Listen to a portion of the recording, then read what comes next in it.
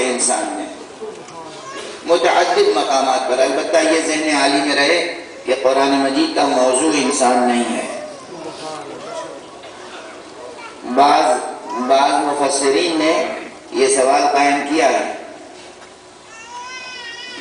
مجھے یاد ہے اچھی طرح سے یہ حوالہ کہ مفسر بزرگوار مولانا ابوالعلاء مودودی نے تفہیم القرآن میں اس کے پیش لفظ میں مقدمے میں یہ عنوان قائم کیا ہے کہ قرآن مجید ایک کتاب ہے تو اس کتاب کا کوئی نہ کوئی موضوع ہوگا بنیادی. اور اس سوال کو قائم کرنے کے بعد انہوں نے جواب دیا ہے کہ اس کا موضوع ہے انسان. میں پہلے بھی گزارش کر چکا ہوں، پھر گزارش کر رہا ہوں اور ہمیشہ یاد دلاتا رہوں گا، قرآن مجید کا موضوع انسان نہیں ہے. قرآن مجید کا موضوع ہے توحید. اصل میں جس زمانے میں وہ کتاب لکھی گئی اس زمانے میں ایگزسٹنشیلزم کا زور تھا. ایک لٹریری موومنٹ تھی، جدیدیت کا دورہ تھا، ایگزسٹنشیلزم کا غلغلہ تھا جس میں انسان کو مرکزی حیثیت دی گئی تھی اور انسان کی معنویت یا لا معنویت پہ بہت بحثیں ہو رہی تھیں. اس لیے اس وقت بہت سے علماء نے اس طرح کی تحریریں لکھی ان تحریکوں سے متاثر ہو کر.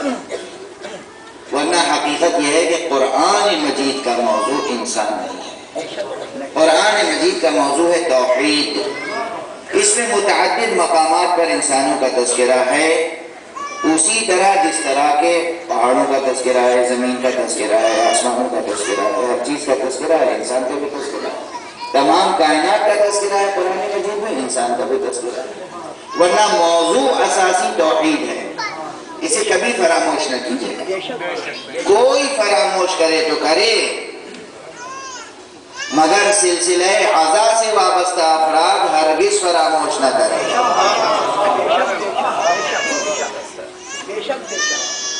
اب قرآن مجید نے توحید سے وابستہ رکھنے کے لیے انسان کو اور انسان کو توحید کی روشنی میں سفر ارتقاء طے کرنے کے لیے جو ہدایتیں دی ہیں قرآن اس کا مجموعہ.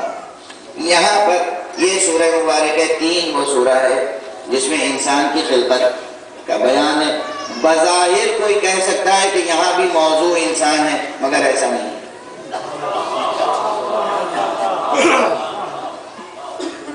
موضوع اس میں بھی انسان نہیں ہے، موضوع توحید ہی ہے. آخری 2 آیتیں کیا ہیں؟ فَمَا يُكَذِّبُكَ بَعْدُ بِالدِّينِ اللَّهُ بِأَحْكَمِ الْحَاكِمِينَ. یہ 2 آیتیں اگر اچھی طرح سمجھ لی جائیں تو پورے سورے کا موضوع سمجھ میں آ جائے گا کہ کیا انسان کو اس کی خلقت یاد دلائی گئی. لیکن ہاں جہاں جہاں قرآن مجید نے انسان کو اس کی خلقت یاد دلائی ہے وہ بھی اہم مقامات ہیں. ظاہر ہے قرآن مجید کا ہر مقام اہم ہے اور کس جاہ و جلال سے، کس پرشکوہ انداز سے تذکرہ ہے قرآن مجید میں. قسمیں کھا کر بیان کر رہا ہے پروردگار. ہم آپ قسم کھائیں تب بھی بات اہم ہو جاتی ہے. اللہ سبحانہ و تعالی قسم کھا کر کوئی بات کرے، وہ بھی ایک قسم نہیں. اس سورے میں کم سے کم 4 قسمیں ہیں. والتین والزیتون وطور سینین وہذا البلد الامین. 4 قسمیں. اس کے بعد کہا لقد خلقنا الانسان فی احسن تقویم.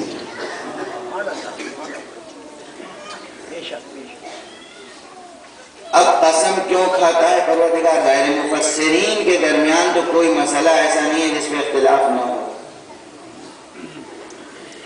لیکن میں اس بحث کو ابھی چھیڑنا نہیں چاہتا. اتنی بات اجمالاً سب پہ ظاہر ہے، واضح ہے کہ قسم کھائی جاتی ہے وہاں جہاں موضوع اہم ہو. زیادہ سی بات ہے. اللہ نے کیوں قسم کھائی؟ اللہ نے اس چیز کی قسم کیوں کھائی؟ اس مقام پر اس چیز کی قسم کیوں کھائی؟ اس لفظ تین سے کیا مراد ہے؟ لفظ زیتون سے کیا مراد ہے؟ تمام پھلوں میں انہی دو کو کیوں منتخب فرمایا؟ یہ سب سوالات معمولی نہیں ہیں. ان تمام سوالات کو حل کرنے کے لیے سفر ذہنی جاری رہنا چاہیے. مگر ایک مجلس میں یا 2-3 مجلسوں میں ضروری نہیں ہے کہ تمام سوالات حل ہو جائیں. اس لیے میں اکثر سوالات چھوڑ کر آگے بڑھ جاتا ہوں. اجمالاً اتنا یہاں پر سمجھ میں آتا ہے غور کرنے کے بعد کہ اولاً موضوع اہم ہے اس لیے قسم کھائی گئی. ثانیاً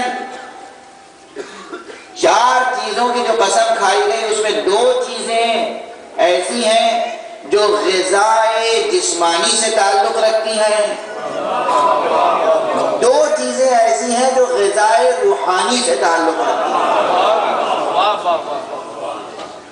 تین و زیتون پھل ہیں اگر ان کی ظاہری تفسیر ہی قبول کر لی جائے. تین و زیتون پھل ہیں. اور طور سینین کیا ہے؟ طور سینین کی قسم کیوں کھائی گئی؟ طور سینا کی قسم اس لیے کھائی گئی کہ پروردگار عالم سے جناب موسیٰ کلیم اللہ کو وہیں گفتگو کا شرف حاصل ہوا تھا. وحی الہی جہاں جناب موسیٰ پر نازل ہوئی تھی وہ جگہ ہے طور سینا. اور جہاں نبوت ختم ہوئی وہ جگہ ہے البلد الامین یعنی مکہ مکرمہ. تو طور سینا اور مکہ مکرمہ کا حوالہ اس لیے آیا ہے کہ یہ 2 مقامات وہ ہیں کہ جہاں وحی الہی نازل ہوئی. یہ تین اور زیتون اگر ان کی ظاہری ہی تفسیر قبول کی جائے تو یہ پھل ہیں یعنی یہ علامت ہے غذائے جسمانی کی. طور سینا اور بلد امین یہ علامت ہے غذائے روحانی کی. پروردگار 2 غذائے جسمانی اور 2 غذائے روحانی کے ریفرنس دے کر کہہ رہا ہے دیکھو ہم نے انسان کو کس توازن کے ساتھ خلق کیا ہے. توازن. احسن تقویم ایک ایسی ترکیب ہے جس کا ترجمہ آسان نہیں ہے. البتہ تھوڑی دیر کے لیے اس وقت میں جن لفظوں میں ترجمہ کر رہا ہوں اسے قبول کر لیجیے. تو یہ پروردگار فرما رہا ہے لقد خلقنا الانسان فی احسن تقویم. ہم نے بے شک انسان کو بہترین اٹھان کے ساتھ پیدا کیا. اٹھان کا لفظ میں نے کیوں رکھا ہے اس کی میں لغوی توجیہ بھی پیش کر سکتا ہوں لیکن ظاہر ہے کہ اس مجمع پر لغوی بحثوں کا بار ابھی نہیں ڈالنا چاہتا. تقویم احسن تقویم بہترین اٹھان. انسان کی اٹھان واقعاً بہترین اٹھان ہے. اب ایک جملہ عرض کرنا چاہتا ہوں اسے ہدیتاً محفوظ رکھیے گا ذہنوں میں اور اپنے وجود کی اصالت کو محفوظ رکھنے کی کوشش کیجیے گا. اس اصالت پر اگر کوئی غبار آ گیا ہے تو اسے صاف کرنے کی کوشش کیجیے گا. پروردگار عالم نے جو ہر انسان کو معصوم پیدا کیا ہے اس دنیا میں آ کر انسان اپنے سوء انتخاب سے اپنے غلط انتخاب سے اپنے غلط طریقے کار سے اپنے سوء اختیار سے اپنے اختیار کے غلط استعمال سے اپنے ارادے کے غلط استعمال سے اپنی قوتوں اور صلاحیتوں کے غلط استعمال سے گناہگار اور خطا کار ہو جاتا ہے.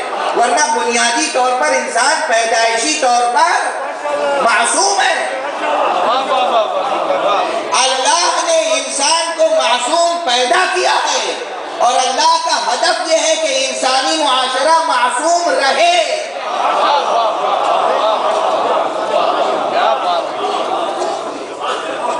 اللہ کا مقصد کیا ہے؟ اتنے نبی کس لیے بھیجے؟ نبی کس لیے بھیجے اللہ نے؟ معصوم کس لیے بھیجے؟